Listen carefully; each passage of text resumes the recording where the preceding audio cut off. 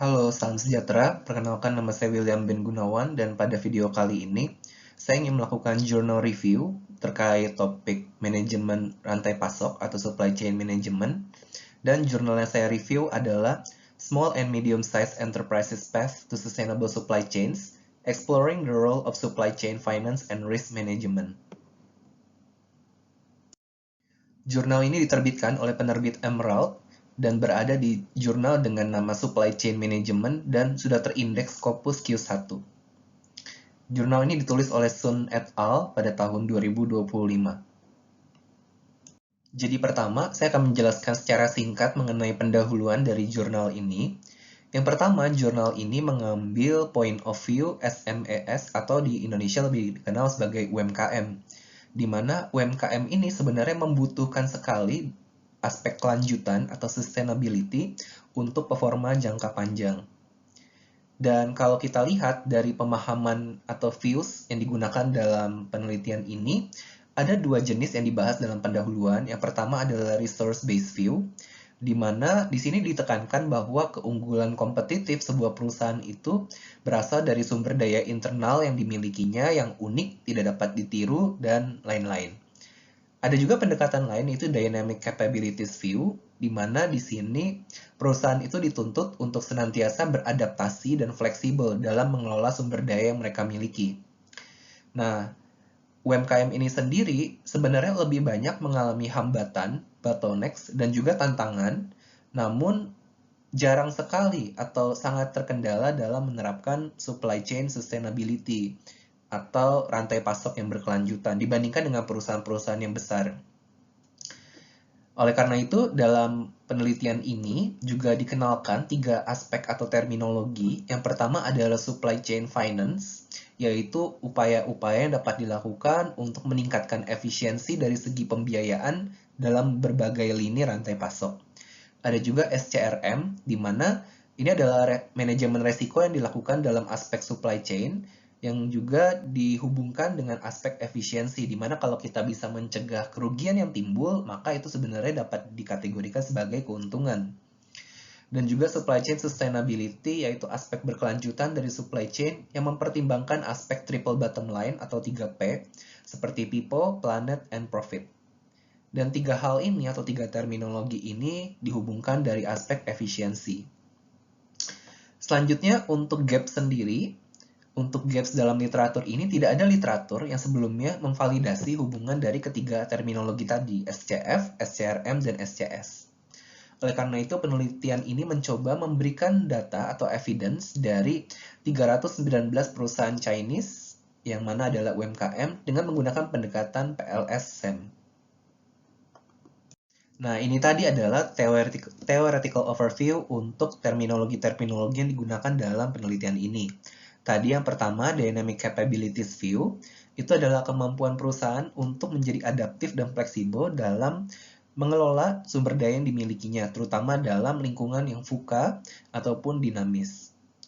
Lalu ada juga supply chain finance, yaitu strategi pendanaan untuk mengurangi biaya dan meningkatkan efisiensi dalam lini supply chain. Lalu kalau kita lihat lagi untuk supply chain risk management, ini adalah proses untuk mengidentifikasi, menganalisis, mengontrol resiko untuk mempertahankan kinerja yang stabil dalam bidang supply chain. Dan yang terakhir adalah supply chain sustainability yang berupaya kita capai, yaitu sebuah upaya untuk mencapai keseimbangan antara ekonomi, sosial, dan lingkungan dalam operasi supply chain. Oleh karena itu, penelitian Sun et al. Ini menggambarkan ide penelitiannya dalam model berikut, di mana mereka mencoba mencari tahu hubungan antara supply chain finance dengan supply chain sustainability, kemudian hubungan supply chain finance dengan supply chain risk management, hubungan supply chain risk management dengan supply chain sustainability, dan juga hubungan dari supply chain finance terhadap supply chain sustainability yang dimediasi oleh supply chain risk management. Seperti kita ketahui, untuk supply chain sustainability ini ada aspek ekonomik, environmental, social, and operational, serta untuk risk management ini ada beberapa tahapan-tahapan yang dilakukan. Untuk metodologi yang digunakan, Utamanya, data diperoleh dari self-administered questionnaires yang dibuat oleh peneliti namun disebarkan ke pemilik ataupun karyawan-karyawan di UMKM di China. Ada 1.600 responden yang disebarkan kuesionernya, namun hanya 319 jawaban valid yang diperoleh.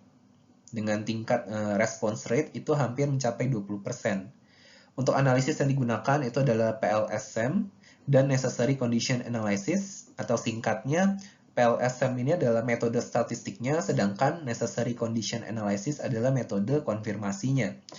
Untuk kuesioner sendiri juga menggunakan skala Likert, namun dengan 7 poin data. Jadi, apa saja temuan utama dalam penelitian ini? Yang pertama, untuk model statistik atau outer modelnya, model yang dibuat sudah memenuhi kriteria reliabilitas, convergent, dan discriminant validity. Jadi sudah aman.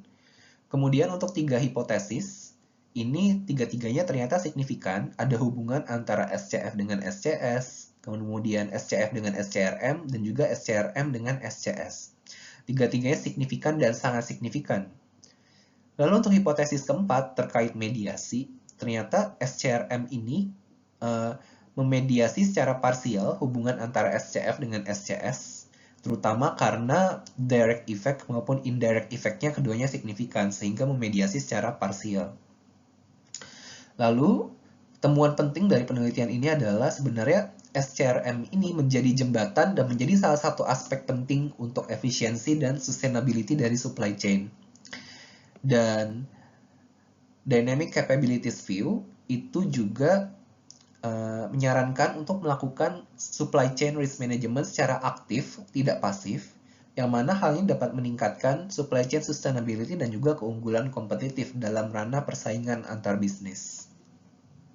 Ini adalah tabel statistiknya dari hasil penelitian tadi. Kalau kita lihat di sini, hubungan antara hipotesis 1, 2, dan 3 itu kita lihat dari p-values-nya yang ternyata nilainya sangat kecil, 0,00 sekian, yang artinya sangat signifikan sehingga hipotesis diterima. Lalu untuk hasil dari pengaruh mediasinya tadi, kita melihat pada bagian direct effect ini bintang 3 menandakan nilainya signifikan statistiknya. Namun karena direct effect maupun indirect effect-nya sama-sama signifikan, maka kita simpulkan bahwa SCRM ini memediasi hubungan antara SCF dan SCS itu secara parsial, seperti itu. Jadi, apa yang saya tangkap dari keunggulan studi ini? Yang pertama, studi ini menggabungkan 3 variabel yang menarik dalam ranah supply chain, dengan teori utamanya itu adalah Dynamic Capabilities View. Menurut saya ini sangat menarik. Yang kedua, bukti yang diperoleh dari hasil analisis PLSM itu sangat powerful, cukup powerful, disertai juga dengan rigorous methodology atau effort yang sangat baik dalam menyusun metodologi, termasuk di awal menentukan bias atau tidaknya hasil kuesioner, kemudian juga dilanjutkan dengan NCA, One Step Ahead by Integrating NCA. Dan juga bukti ini cukup menarik karena membatasi pada satu geografis, namun dengan geografis yang cukup luas, yaitu China dengan berbagai keragaman dan luas daerahnya. Namun bagaimana dengan kelemahan studi ini? Ada beberapa kelemahan. Yang pertama, dalam penulisan hipotesis, mereka menyebutkan bahwa variabel A berkorelasi positif dengan variabel B. Padahal PLSM ini sebenarnya tidak mengkaji tentang korelasi, tetapi lebih mengenai hubungan antar variabel. Seperti itu. Sedangkan kalau aspek korelasi kita tahu bahwa tidak menjelaskan kausalitas antar variabel. Yang kedua, kelemahannya adalah karena menggunakan kuesioner, studi ini bersifat cross-seksional hanya di satu waktu, sehingga hasil ini tidak dapat digeneralisir dalam jangka panjang. Dan yang ketiga adalah self-administered questionnaires. Ini hanya berbatas pada data yang dilaporkan oleh responden. Bisa jadi ada kekurangan, bisa jadi ada hal-hal lain yang perlu diklarifikasi sehingga penggunaan mixed method ke depannya akan lebih menarik untuk mendapatkan insight yang lebih pasti. Jadi setelah mempelajari penelitian tersebut, apakah pembelajaran yang dapat diperoleh? Yang pertama, supply chain finance dan supply chain risk management itu adalah dua aspek penting yang dapat mempengaruhi supply chain sustainability. Dan untuk pemilik bisnis ataupun manajer bisnis, kita perlu meningkatkan kapabilitas kita dalam melakukan manajemen resiko dan juga lakukan secara aktif. Dan kita perlu melihat supply chain financing ini sebagai sebuah kesempatan dan juga sebuah alat strategis untuk kita meningkatkan performa dalam mencapai sustainability. Kenapa? Karena penghematan dalam pembiayaan untuk supply chain itu otomatis akan meningkatkan performa perusahaan, memperbaiki efisiensi, mengurangi juga waste yang terbuat dalam sebuah proses supply chain. Oleh karena itu, penggabungan dari SCF, SCRM, dan SCS ini akan memberikan hasil dalam jangka panjang.